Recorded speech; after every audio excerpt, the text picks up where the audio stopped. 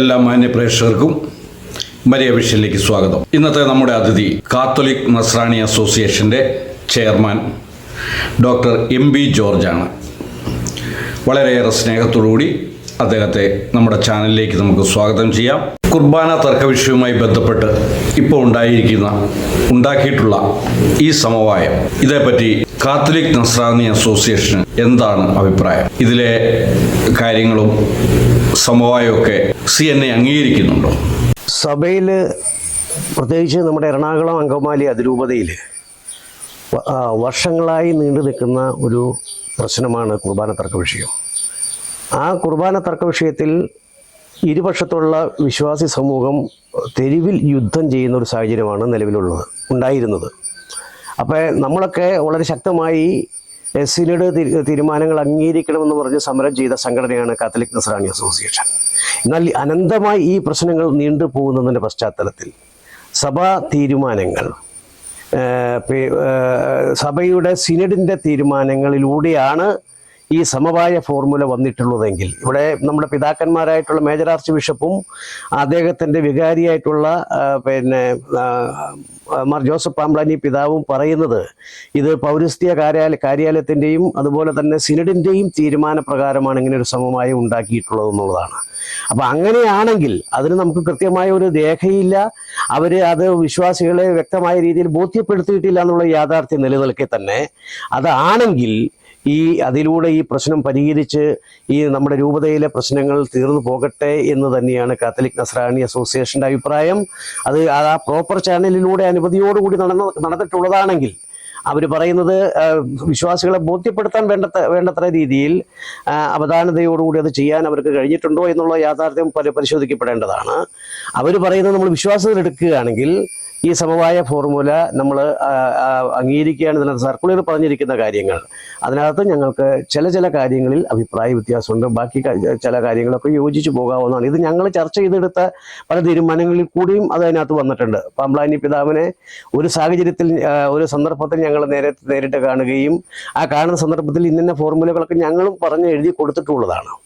അപ്പോൾ ഇവിടെ ഇപ്പോൾ ഈ പറയുന്ന പാംബ്ലാനി പിതാവിൻ്റെ അല്ലെങ്കിൽ മേജർ ആർച്ച് ബിഷപ്പിൻ്റെയും സർക്കുലറിൽ ഒരു കാര്യം ഞങ്ങൾക്ക് പറയാനുള്ളത്, ഈ പ്രശ്നം ഒരു രമ്യമായി പരിഹരിക്കുന്ന വിഷയമായിട്ട് അതിനു വേണ്ടിയിട്ടാണ് ഈ ശ്രമം നടത്തിയിട്ടുള്ളെങ്കിൽ, അത് സിനഡിൻ്റെ അംഗീകാരമുണ്ടെങ്കിൽ, പൗരസ്ത്യ കാര്യാലയത്തിൻ്റെ അനുവാദമുണ്ടെങ്കിൽ, ഇല്ലെങ്കിൽ അത് അംഗീകരിക്കാൻ പറ്റുന്ന കാര്യമല്ല, ഉണ്ടെങ്കിൽ അതിനൊരു സമയനിഷ്ഠ വേണ്ടേ? അതായത് എന്ന് മുതൽ ഈ പ്രശ്നം പൂർണ്ണമായും നമ്മുടെ രൂപതയിൽ ഈ ഏകീകൃത, അതായത് സിനഡ് തീരുമാനപ്രകാരമുള്ള കുർബാന ക്രമം ഉണ്ടാകും എന്നുള്ളത് വ്യക്തത അവരിറക്കിയ ഈ സർക്കുലറിൽ പറഞ്ഞിട്ടതായിട്ട് ഞാൻ എവിടെയും കണ്ടില്ല.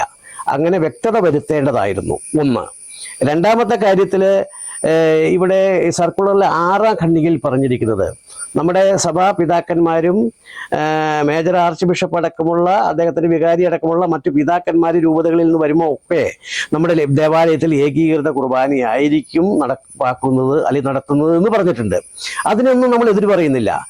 പക്ഷേ അത് അവരുടെ ഭാഗം മാത്രം സേഫാക്കിക്കൊണ്ടുള്ള ഒരു ഡിസിഷനാണോ എന്ന് പറയാൻ ഈ അവസരം ഞാൻ വിനിയോഗിക്കുകയാണ്. കാരണം ഇതിൽ ഇപ്പോൾ ഒരു വിശ്വാസിനെ സംബന്ധിച്ച് അവൻ്റെ ഒരു മകളുടെ കല്യാണമോ അല്ലെങ്കിൽ അവൻ്റെ ഒരു മകൻ്റെ വീട്ടിലെ ഒരു കുട്ടിയുടെ ആദ്യ കുർബാന സ്വീകരണമോ അല്ലെങ്കിൽ അതുപോലെ ഏതെങ്കിലും തരത്തിലുള്ള ഒരു ഫംഗ്ഷൻ ഈ പറഞ്ഞ രീതിയിൽ ഒരു സമയത്ത് ഏകീകൃത വിശുദ്ധ കുർബാനയോടുകൂടി അല്ലെങ്കിൽ സിനഡ് തീരുമാനപ്രകാരമുള്ള കുർബാന ക്രമത്തോടുകൂടി നടത്തണമെന്ന് ആഗ്രഹിച്ചൊരു വിശ്വാസി ചെല്ലുമ്പോൾ അതിന് എന്താണ് മാർഗമെന്നും അല്ലെങ്കിൽ അതിനകത്ത് എന്താണെന്നൊരു ക്ലോസ് ഇതുവരെ പറഞ്ഞിട്ടില്ല. അപ്പൊ അവരുടേതായ പിതാക്കന്മാർ അവരുടേതായ ഒരു സേഫ് സോണിലേക്ക് അവർ മാറിക്കൊണ്ടാണ് ഈ 6ാമത്തെ ഈ പാരഗ്രാഫിൽ പറഞ്ഞിരിക്കുന്നത്. അവർ വരുമ്പോൾ ഒരു പ്രശ്നം ഉണ്ടാകരുത്, മറിച്ച് വിശ്വാസികളുടെ പ്രശ്നം പരിപൂർണമായും ഈ സർക്കുലറിൽ പ്രതിപാദിച്ചിട്ടുണ്ടെന്ന് നമുക്ക് തോന്നുന്നില്ല. എന്തായാലും സദുദ്ദേശത്തോടു കൂടിയാണെങ്കിൽ, ഈ പ്രശ്നങ്ങളെ രമ്യമായി പരിഹരിക്കുവാൻ വേണ്ടിയിട്ടാണെങ്കിൽ കാത്തോലിക് നസ്രാണി അസോസിയേഷൻ അതിനെ സർവാത്മന സ്വാഗതം ചെയ്യുന്നു. പക്ഷേ സമവായം എന്നുള്ളത് ഇതൊരു വലിയ പ്രശ്നമാണ്. അത് ഈ പറയുന്ന രീതിയിൽ നമ്മുടെ സഭാപിതാക്കന്മാർക്ക്, സഭയെ നയിക്കുന്ന പിതാക്കന്മാർക്ക് ഒരു കീറാമുട്ടിയായിരിക്കും, അതൊരു തലവേദനയായിരിക്കും. ഇത് മറ്റു രൂപതകളിലും ഉടലെടുക്കാൻ പോവുകയാണ്.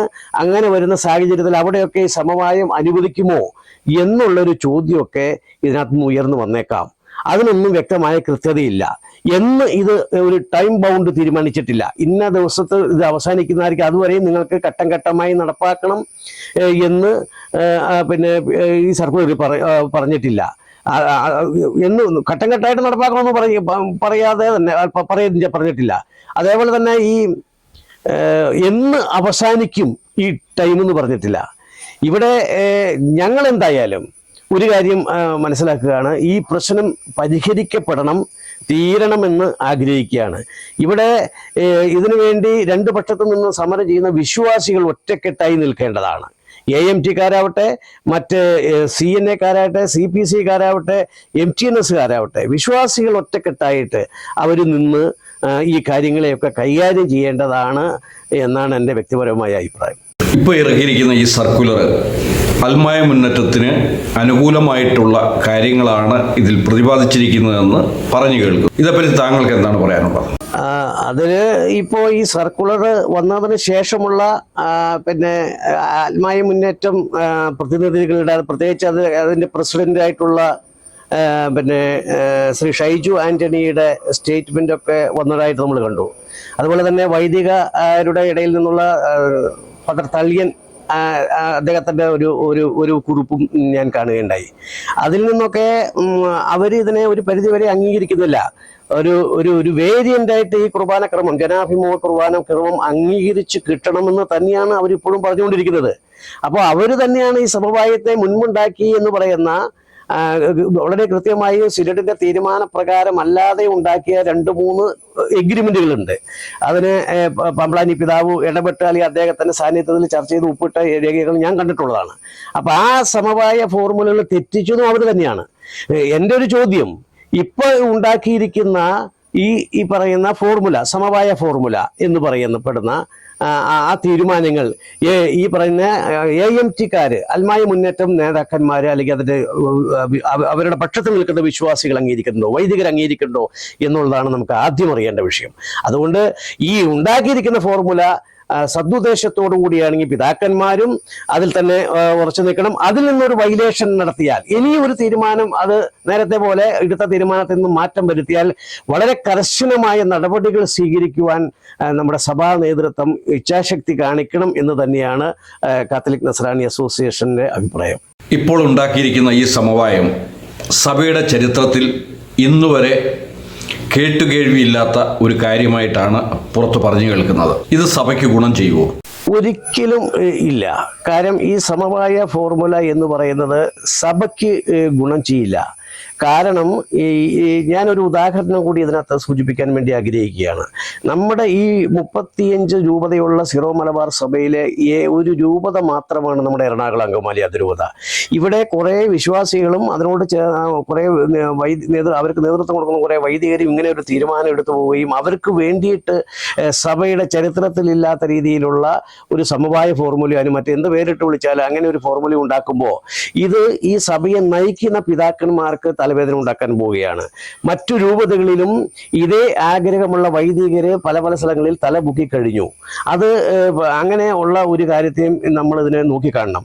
ദൂരവ്യാപകമായി ഉണ്ടാവാൻ പോകുന്ന മറ്റൊരു വിഷയം എന്ന് ഞാൻ കാണുന്നത്, ഇപ്പോൾ ഈ അൽമായ മുന്നേറ്റത്തിന്റെ ആളുകൾ വിവിധ രൂപതകളിൽ കമ്മിറ്റികൾ ഉണ്ടായി മുന്നോട്ട് പോയിക്കൊണ്ടിരിക്കുന്നു എന്നാണ് ഞാൻ മനസ്സിലാക്കുന്നത്.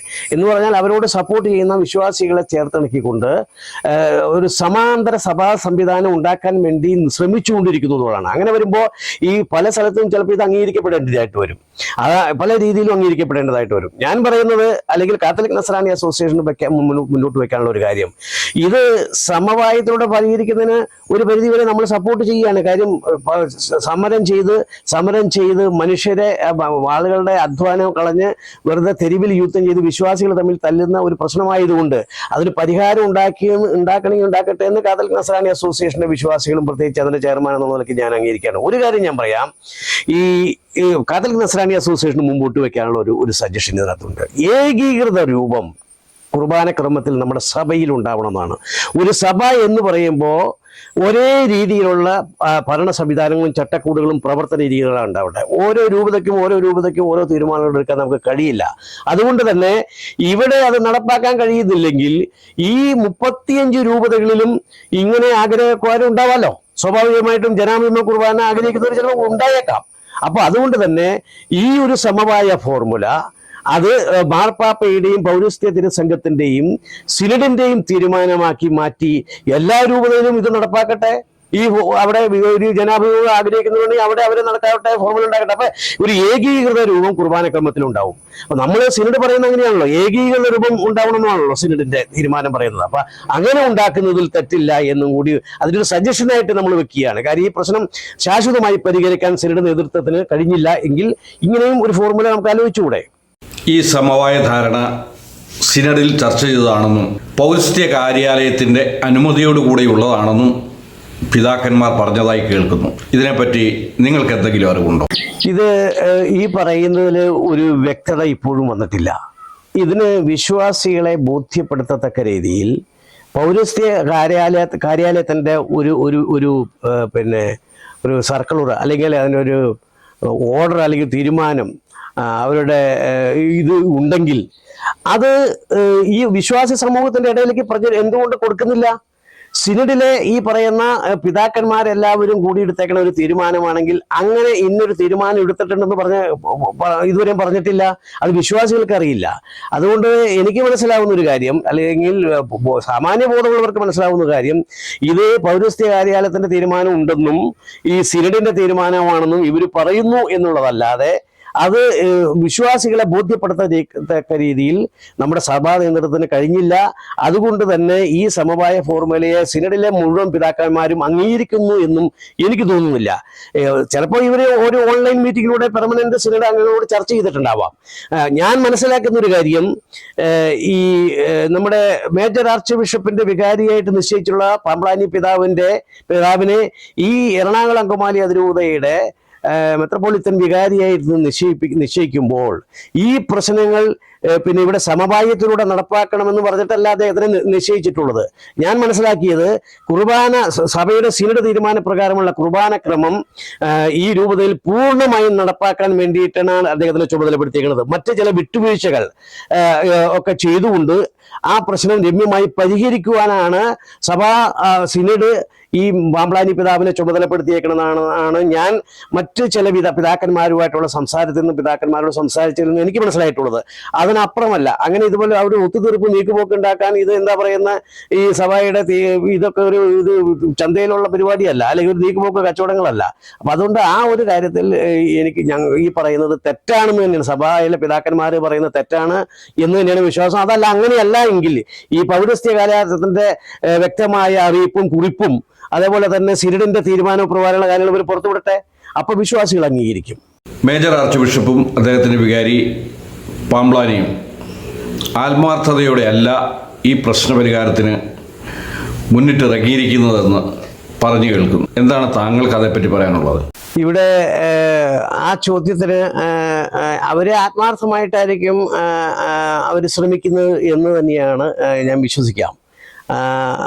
പക്ഷേ ഒരു കാര്യം മനസ്സിലാക്കേണ്ടത്, ഇത് എത്രയും വേഗം പരിഹരിക്കേണ്ടത് ഈ സഭയുടെ മേജർ ആർച്ച് ബിഷപ്പിൻ്റെയും അല്ലെങ്കിൽ പാമ്പ്ളാനി പിതാവിൻ്റെയും ഒരു ആവശ്യം കൂടിയാണ്. കാരണം അവർ മറ്റേ പൗരസ്ത്യ തിരുസംഘത്തിൻ്റെയും പ്രത്യേകിച്ച് മാർപ്പാപ്പയുടെയും കണ്ണിൽ കരടായി മാറുന്ന ഒരു സ്ഥിതിയിലേക്ക് കാര്യങ്ങൾ പോയിക്കൊണ്ടിരിക്കുകയാണ്. അതുകൊണ്ട് അത് പരിഹരിക്കണം. അത് പരിഹരിക്കുവാൻ വേണ്ടിയിട്ടാണ് ഇവർ ശ്രമിച്ചുകൊണ്ടിരിക്കണമെങ്കിൽ കാര്യം പരിഹരിച്ചു എന്ന് വരുത്താൻ വേണ്ടി ചെയ്തിരിക്കുന്ന ഒരു പ്രക്രിയയായിട്ടാണ് ഈ സമവായത്വം എന്ന് പറയുന്ന പരിപാടിയെ അല്ലെങ്കിൽ പ്രക്രിയയെ നമ്മൾ കാണുന്നത്.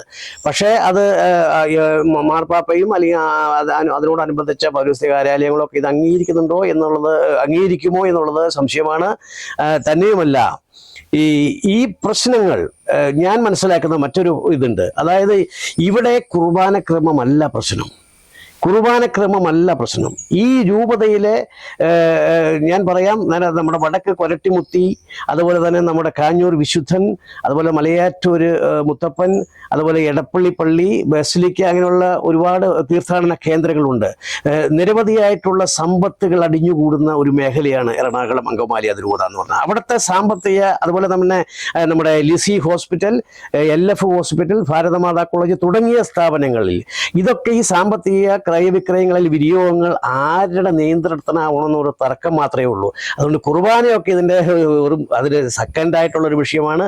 ആ പ്രശ്നത്തിന് പരിഹാരം ഏകദേശം ഈ തീരുമാനത്തിലൂടെ ഉണ്ടായിക്കഴിഞ്ഞതുകൊണ്ട് ഇനിയും AMTക്കാരായ, അതായത് നമ്മുടെ അൽമായ മുന്നേറ്റം ആൾക്കാർ അങ്ങനെ വലിയ പ്രശ്നം ഉണ്ടാക്കാൻ സാധിക്കില്ല, ശ്രമിക്കില്ല എന്ന് തന്നെയാണ് എൻ്റെ വിശ്വാസം. തന്നെയുമല്ല, എനിക്കിതിനകത്ത് ഈ അൽമായ മുന്നേറ്റം എന്ന് പറയുന്ന വിശ്വാസികളെ ഞാൻ എതിരായി കാണുന്നില്ല. കാര്യം അവരും ഈ സഭയുടെ ഭാഗം, നമ്മളെല്ലാവരും ഒറ്റക്കെട്ടായിട്ട് നിൽക്കണം. ഇവിടെ ഒരു കാര്യം മനസ്സിലാക്കേണ്ടത്, പൗരോഹിത്യ മേധാവിത്വമുണ്ട്. ഞാനത് പറയാതെ പറയുന്നത്, ഇതിനകത്ത് അരപ്പട്ടക്കെടാരായ മെത്രാന്മാരും ഈ സഹപ്രവർത്തകരും സഹപാഠികളുമാണെന്ന് പറയുന്ന വൈദികരൊക്കെ തട്ടിൽ നിൽക്കുകയാണ്. വിശ്വാസികളാണ് ഇവിടെ 250 തട്ടിൽ നിന്ന് തമ്മിൽ തല്ലുന്നത്. അതുകൊണ്ട് നമ്മൾ ഈ വിശ്വാസികളായ ആളുകൾ, അൽമായ മുന്നേറ്റം ആവട്ടെ, CNA ആവട്ടെ, CPC ആവട്ടെ, MTNS ആവട്ടെ, സംയുക്ത സഭാ സംരക്ഷണ സമിതി ആവട്ടെ, ഒരുമിച്ച് നിന്ന് ഈ പറയുന്ന സഭയുടെ നേതാക്കന്മാരെയും പിതാക്കന്മാരെയും വൈദികരുടെയും ചെയ്തികളെ ചോദ്യം ചെയ്യാൻ വേണ്ടി തയ്യാറായാൽ മാത്രമേ ഇവിടെ ഒരു ശുദ്ധീകരണം ഉണ്ടാകുള്ളൂ, നമ്മുടെ സഭ നല്ല രീതിയിലേക്ക് മുന്നോട്ട് പോകുള്ളൂ. ഈ കുർബാന തർക്ക വിഷയം ശാശ്വതമായി പരിഹരിക്കാൻ CNAക്ക് എന്തെങ്കിലും നിർദ്ദേശങ്ങൾ മുന്നോട്ട് വയ്ക്കാനുണ്ടോ? ഉണ്ടെങ്കിൽ അതെന്താണ്? അത് ആ വിഷയത്തിൽ നേരത്തെ ഞാനൊരു അഭിപ്രായം പറഞ്ഞതിലും അതിനകത്ത് ഉണ്ട്. അത് എന്തെന്നാൽ, ഈ ഒന്നുപോലെ ഈ ഒരു സഭയ്ക്കൊരു കുർബാനക്രമമാണ് ഉണ്ടാകേണ്ടത്. ആ കുർബാനക്രമം ഈ നമ്മുടെ രൂപതയിലുള്ള വിശ്വാസികളെല്ലാവരും ചൊല്ലാൻ തയ്യാറാവണം. നമ്മളിപ്പോൾ വിമതപക്ഷമെന്നോ അല്ല മറ്റേ പക്ഷമെന്നോ ഒന്നും ഞാൻ പറയുന്നില്ല. ഇപ്പോൾ ഈ പറയുന്ന ജനാഭിമുഖ കുർബാന ആഗ്രഹിച്ച് നിൽക്കുന്ന വിശ്വാസികളും ഒന്നോലെ ആ ധാരണയിലേക്ക് വരണം. ഇല്ലെങ്കിൽ ഞാൻ നേരത്തെ പറഞ്ഞതുപോലെ ഈ ജനാഭിമുഖ കുർബാന എന്ന് പറയുന്ന ഇപ്പോൾ ഒരു സമവായ ഫോർമുലയുണ്ടല്ലോ, അത് അങ്ങനെ ഈ ജനാഭിമുഖ കുർബാന ആഗ്രഹിക്കുന്ന ആളുകൾ മറ്റു രൂപതയിലും ഉണ്ടെന്ന്, അല്ലെങ്കിൽ വൈകാതെ തന്നെ അവിടെ വരും. അങ്ങനെ വരുന്ന ഒരു സാഹചര്യത്തിൽ അത് ഈ പറയുന്ന മാതിരി സഭയുടെ ഈ മറ്റു രൂപതകളിലും ഈ ക്രമം അംഗീകരിച്ചുകൊണ്ട് ഈ സമവായ ഫോർമുല മറ്റു രൂപതകൾ നടപ്പാക്കിക്കൊണ്ട് സീറോ മലബാർ സഭയിൽ ഒരു ഏകീകൃത കുർബാന ക്രമം ഉണ്ടാക്കണമെന്നാണ് കാത്തലിക് നസ്രാനി അസോസിയേഷൻ പറയാനുള്ളത്. അപ്പോൾ ഈ പ്രശ്നങ്ങളെല്ലാം തീരും. അത് സഭയുടെ സിനഡിന്റെ തീരുമാനമായിട്ടും പൗരസ്ത്യ കാര്യത്തിൻ്റെയും മാർപ്പാപ്പയുടെ അനുമതി മേടിച്ചാൽ മതി. മാർപ്പാപ്പയ്ക്ക് അങ്ങനെ പ്രത്യേകിച്ച് ഇന്നതാണെന്ന് വേണമെന്നില്ല. പക്ഷെ നിങ്ങളുടെ സിനഡിന്റെ തീരുമാനം അംഗീകരിക്കുന്നു മാത്രമാണ് നമ്മുടെ ഫ്രാൻസിസ് മാർപ്പാപ്പ, കാലം ചെയ്ത ഫ്രാൻസിസ് മാർപ്പാപ്പ പോലും പറഞ്ഞിട്ടുള്ളത്. അപ്പോൾ അതുകൊണ്ട് തന്നെ അങ്ങനെ ഒരു ക്രമം നമ്മുടെ മറ്റു രൂപതകളിലും ഇത് വരട്ടെ. ഈ വന്നു കഴിയുമ്പോൾ ഒരേ ക്രമം വരുമല്ലോ, അപ്പോൾ ഈ പ്രശ്നം പരിഹരിക്കും. അതല്ലെങ്കിൽ ഇവിടെയുള്ളവര് ഒരു ടൈം ബൗണ്ട് തീരുമാനിച്ചിട്ട് അത് ഈ കുർബാനക്രമത്തിലേക്ക് വരണം, സിനഡിന്റെ തീരുമാനത്തിലേക്ക് വരണം. അല്ലെങ്കിൽ അവരെ വരുത്താൻ സഭയുടെ നേതൃത്വവും സിനഡ് പിതാക്കന്മാരും ഒന്നടങ്കം നിന്നതിന് തയ്യാറാവണം. അവരെ പറഞ്ഞ് മനസ്സിലാക്കണം. നേരത്തെ ഞാൻ പറഞ്ഞതുപോലെ തന്നെ ഈ ക്രമത്തിലേക്ക് ഇനി അവർ വലിയ പ്രശ്നങ്ങൾ ഉണ്ടാക്കുന്നത് ഞാൻ വിചാരിക്കുന്നില്ല. ഏതാണ്ട് ഒരു തത്വത്തിൽ അവർക്ക് ഇപ്പോൾ ഒരു മേൽക്കൈ കിട്ടുന്ന രീതിയിലുള്ള കാര്യങ്ങളാണ് ഇപ്പോൾ ഏതാണ്ട് ചെയ്തു പോയിട്ടുള്ളത്, ഈ സർക്കുലറിലൊക്കെ പറഞ്ഞു പോയിട്ടുള്ളത്. ഒരു ഏകപക്ഷീയമായ തീരുമാനം ആണെന്നൊക്കെയാണ് ഞങ്ങൾക്ക് തോന്നിയിട്ടുള്ളത്. എന്നാൽ അവരത് അംഗീകരിക്കുന്നില്ല. പക്ഷേ അതുകൊണ്ട് അവർ പറഞ്ഞ് മനസ്സിലാക്കണം. വേണ്ട, ഞാൻ പറയുന്നത് പോലെ തന്നെ മാന്യമായ കാര്യങ്ങൾ അവർക്കും പരിഗണനകൾ കൊടുത്തുകൊണ്ട് സഭയിലെ സിനഡിൽ ഉൾപ്പെടുത്തേണ്ടവരുണ്ടെങ്കിൽ ഉൾപ്പെടുത്തിക്കൊണ്ട് തന്നെ ഈ പ്രശ്നങ്ങൾ പരിഹരിക്കുവാൻ വേണ്ടിയിട്ട് തയ്യാറാവണം. ഞാൻ അതിന് വിമതപക്ഷമൊന്നും പറയുന്നില്ല എന്ന് ഞാൻ പറഞ്ഞല്ലോ. സഭയുടെ വിശ്വാസികളെല്ലാം ഒറ്റക്കെട്ടാണ്, വൈദികരും ഒറ്റക്കെട്ടായി നിന്നുകൊണ്ട് അവർക്കും കിട്ടേണ്ട അർഹമായ ഒരു പ്രാതിനിധ്യം കിട്ടിയെന്ന് ബോധ്യപ്പെടുത്തിക്കൊണ്ട് ഈ പ്രശ്നം പരിഹരിക്കാൻ കഴിയണം. ഇപ്പോൾ ഈ പറയുന്ന കൽതായവാദവും മറ്റു വാദവും എന്നൊക്കെ പറഞ്ഞ്, അല്ലെങ്കിൽ ചങ്ങനാശ്ശേരി കോട്ടയം ലോബി, പാലാ ലോബി എന്ന് പറഞ്ഞും എറണാകുളം ലോബി എന്നൊക്കെ പറഞ്ഞുള്ള തർക്ക വിതർക്കങ്ങൾ നടക്കുകയാണ്. ആ പ്രശ്നത്തിനെ പരിഹരിക്കുവാൻ ശാശ്വതമായി എന്താണെന്ന് ഒരു മാർഗം കണ്ടെത്തണം. അതോടൊപ്പം തന്നെ അതിന് നമ്മുടെ സിനഡ് പിതാക്കന്മാർ ഒരു പിടിവാശി ഉപേക്ഷിച്ച് ചില വിട്ടുവീഴ്ചകൾ ചെയ്ത് അത് പരിഗണനയ്ക്ക് വിധേയമാക്കി ഈ കുർബാന പ്രശ്നത്തെ ശാശ്വതമായി പരിഹരിക്കാൻ വേണ്ടി തയ്യാറാകണം എന്ന് തന്നെയാണ് കാത്തലിക് നസ്രാണി നസ്രാണി അസോസിയേഷൻ്റെ പറയാനുള്ളത്. കാത്തലിക് നസ്രാണി അസോസിയേഷൻ്റെ അടുത്ത പരിപാടി എന്താണ്? കാത്തലിക് നസ്രാണി അസോസിയേഷൻ ഇപ്പോൾ കുർബാന ക്രമ വിഷയവുമായി ബന്ധപ്പെട്ട് നിരവധി സമര പരിപാടികൾ ഇതിനു വേണ്ടി നടത്തിയിട്ടുണ്ട്, പ്രയത്നങ്ങൾ നടത്തിയിട്ടുണ്ട്, തീക്ഷ്ണമായ രീതിയിൽ തന്നെ കാര്യങ്ങളെല്ലാം ചെയ്തിട്ടുണ്ട്. എന്നാൽ ഇപ്പോൾ സഭാപിതാക്കന്മാർ ഇത് അനന്തമായി നീണ്ടുപോകുന്ന ഒരു സാഹചര്യം നമുക്ക് ഒഴിവാക്കപ്പെടേണ്ടതാണ് എന്ന ഒരു ബോധ്യം ഞങ്ങളുടെ കമ്മിറ്റിയിൽ എടുത്തു. ഇന്നലെയും കൂടിയ കാത്തലിക് നസ്രാണി അസോസിയേഷൻ ഉന്നതാധികാര സമിതി യോഗവും അത് തന്നെയാണ് വിലയിരുത്തിയത്. ഇത് ഇവർ നടപ്പാക്കുമെങ്കിൽ നടപ്പാക്കട്ടെ, അത് അതിനൊരു ചില നിർദ്ദേശങ്ങൾ നമുക്ക് വെക്കാനുള്ളത് നമ്മൾ സഭാ നേതൃത്വത്തിനെ അറിയിക്കാമെന്ന് തീരുമാനിച്ചു. അതിൽ വളരെ 1-2 പോയിന്റുകൾ ഞങ്ങൾ അത് ചൂണ്ടിക്കാണിക്കണമെന്ന് പറഞ്ഞിട്ടുണ്ട്. അങ്ങനെ അത് നടപ്പാക്കട്ടെ. ഇനി അങ്ങനെ ഇതനുസരിക്കില്ല, വീണ്ടും ചങ്കരൻ തെങ്ങേൽ എന്നുള്ള നിലയ്ക്ക് ഇതിനെ നേരത്തെ എടുത്ത തീരുമാനങ്ങൾ വയലേറ്റ് ചെയ്തതുപോലെ ചെയ്തു കഴിഞ്ഞാൽ അവരുടെ പേരിൽ കർശന നിലപാട് എടുക്കണം എന്നുള്ള അതുൾപ്പെടെയുള്ള കാര്യങ്ങൾ നമുക്ക് പറയാൻ തയ്യാറാവും. ഇപ്പോൾ ഈ കുർബാന വിഷയത്തിൽ നമ്മൾ വളരെ ശക്തമായ ഒരു സമര പരിപാടികൾക്ക് പ്രസക്തിയില്ല എന്നും അത് അവസാനിപ്പിക്കുവാൻ ഈ സഭാപിതാക്കന്മാരായിട്ടുള്ള മേജർ ആർച്ച് ബിഷപ്പും അദ്ദേഹത്തിൻ്റെ വികാരിയായിട്ടുള്ള മാർ പാമ്പ്ലാനി പിതാവും കൂടി അത് തയ്യാറാവുന്നുണ്ടെങ്കിൽ എടുത്ത ഫോർമുല മറ്റും മറുപക്ഷം എന്ന് പറയാൻ ഞാൻ ഈ പറയുന്ന AMT കാരായിട്ടുള്ള ആളുകൾ വിശ്വാസികളും വൈദികരും അംഗീകരിച്ച് എടുത്ത് നടക്കട്ടെ, അവരെ അത് നടത്തിയെടുക്കട്ടെ, അവർക്കതിന് കഴിയട്ടെ. അങ്ങനെ വരുന്ന സാഹചര്യത്തിൽ നമ്മൾ അവരോടും സഹകരിക്കും. മറിച്ച് ഇതിനും ഒരു തീരുമാനം ഉണ്ടായില്ലെങ്കിൽ നമ്മൾ സമരമുഖത്തേക്ക് ഈ കുർബാന വിഷയവുമായി ബന്ധപ്പെട്ടവരും ഞങ്ങൾ ഇനി ലക്ഷ്യം വെക്കുന്നത് സഭയിലെ മറ്റ് പല കാര്യങ്ങളുണ്ട്. സഭയിലല്ല, വിശ്വാസികളെ ബാധിക്കുന്ന, മലയോര കർഷകരെ ബാധിക്കുന്ന, ഇവിടുത്തെ അഭ്യസ്ത വിദ്യരായിട്ടുള്ള ചെറുപ്പക്കാരെ ബാധിക്കുന്ന, അതുപോലെ തന്നെ നമ്മുടെ അവിവാഹിതരായിട്ടുള്ള നമ്മുടെ ചെറുപ്പക്കാരുണ്ട്, അവരുടെ പ്രശ്നങ്ങൾ, വാർദ്ധക്യം ബാധിച്ച കുറേ ആൾക്കാർ നമ്മുടെ വീടുകളിൽ നിന്ന് ആരും നോക്കാതെ അനാഥാലയത്തിൽ അഭയം പ്രാപിക്കേണ്ടി വന്നിട്ടുണ്ട്. അവരുടെ പ്രശ്നങ്ങളിലൊക്കെ ഞങ്ങൾക്ക് ഇറങ്ങി ചെല്ലാൻ പറ്റുമോ, എന്തെങ്കിലുമൊക്കെ ചെയ്യാൻ പറ്റുമോ എന്ന് ഞങ്ങൾ ശ്രമിച്ചുകൊണ്ടിരിക്കുകയാണ്. ആ ഒരു രീതിയിലേക്കാണ് ഇപ്പോൾ പ്രവർത്തനങ്ങൾ കൊണ്ടുപോകാൻ ഉദ്ദേശിക്കുന്നത്. ഈ കുർബാന വിഷയത്തിൻ്റെ സമരങ്ങളിൽ നടത്തുന്ന സമരങ്ങളിൽ നമ്മൾ അത്ര തീക്ഷ്ണത ഇനി അതിനകത്ത് പുലർത്തേണ്ടത് ഇപ്പോൾ ഈ പ്രശ്നങ്ങൾ കെട്ടടങ്ങുമെന്ന് നോക്കാം. അതിന് നമ്മളൊരു എതിര് നിന്നൊന്നും വരണ്ട എന്നാണ് നമ്മുടെ കമ്മിറ്റിയുടെ തീരുമാനം. മറിച്ച് ഇതും വീണ്ടും നടന്നില്ല എന്നുണ്ടെങ്കിൽ സമരം ശക്തമാക്കാം.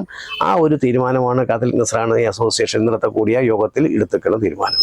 വൺ ചർച്ച് വൺ കുർബാന മൂവ്മെന്റുമായി CNA സഹകരിക്കുന്നില്ലേ? വൺ ചർച്ച് വൺ കുർബാന മൂവ്മെന്റ് എന്ന് പറയുമ്പോൾ എല്ലാ സംഘടനകളെയും ഒരുമിപ്പിച്ച് മുന്നോട്ട് കൊണ്ടുപോകാൻ വേണ്ടി ആദ്യമേ അവസാനം വന്ന ഒരു സംഘടന എന്നുള്ള നിലയ്ക്ക് കാത്തലിക് നസ്രാണി അസോസിയേഷനാണ് അതിനൊരു ശ്രമം നടത്തിയത്. അങ്ങനെ ഈ കുർബാന വിഷയവുമായി ബന്ധപ്പെട്ട് ഇവരെയൊക്കെ സഹകരിപ്പിച്ചുകൊണ്ട് നമ്മൾ പരിപാടികളൊക്കെ നടത്തിയിട്ടുണ്ട്. എന്നാൽ ഇപ്പോഴത്തെ ഒരു സാഹചര്യത്തിൽ വൺ ചർച്ച് കുർബാന മൂവ്മെൻറ്റിൻ്റെ സമര പരിപാടികളിൽ നമുക്ക് അഭിപ്രായ വ്യത്യാസങ്ങൾ ചില കാര്യങ്ങളിലുണ്ട്. അവരുടെ ഒരു ചിന്ത, അതായത് അവർ ഒരു ഒരുക്കമില്ലാതെ, ആലോചനകളില്ലാതെ അവർ നടത്തുന്ന ചില പരിപാടികളോട് നമുക്ക് സംഘടനാപരമായി വിയോജിപ്പുണ്ട്. മറിച്ച് അവർ നടത്തുന്ന നല്ല കാര്യങ്ങൾക്കൊക്കെ നമ്മൾ സപ്പോർട്ട് ചെയ്തിട്ടുണ്ട്, പോയിട്ടുണ്ട്. മറിച്ച് ചില ആളുകൾക്ക് ഇവിടെ ഒരു കാര്യം ഞാൻ പറയാതെ വയ്യ, അതൊരു കുറ്റപ്പെടുത്തലായിട്ട് കാണണ്ട. നമ്മളെല്ലാവരും ഐക്യത്തോടു കൂടി നിൽക്കണം, അങ്ങനെ നിന്ന് പോകണമെന്നാണ് പറയുന്നത്. ഞാൻ പറയുന്നത് വിമതരും സമ്മതരും ഇല്ല. ഈ ഒരു നാഴിയിൽ ഇറങ്ങൂല്ലാത്ത ഒരു രീതി എല്ലാ സ്ഥലങ്ങളിലും ഉണ്ട്.